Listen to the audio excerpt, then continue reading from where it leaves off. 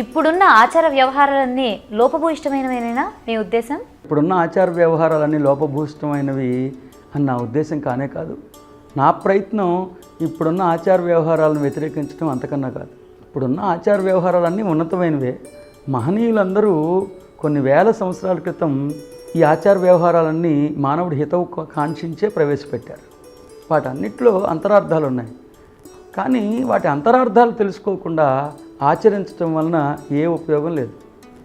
ఇవాళ ఆచార వ్యవహారాలు మనం ఎవరూ ఆచరించట్లా, అనుకరిస్తున్నాం. అర్థం చేసుకుని చేస్తే ఆచరించడం, అర్థం పర్థం లేకుండా ఎవరో చెప్పారు కాబట్టి చేస్తే అనుకరించడం. ఆచరించడం వేరు, అనుకరించడం వేరు. దేనికోసం అవి ప్రవేశపెట్టారో దాని అంతరార్థాన్ని తెలుసుకుని అప్పుడు వాటిని చేస్తే దాన్ని ఆచరించడం అంటారు.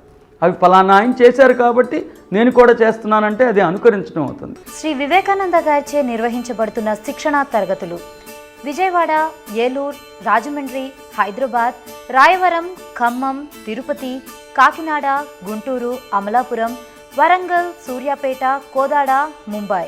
మీరు సంప్రదించాల్సిన ఫోన్ నంబర్ 9848258366.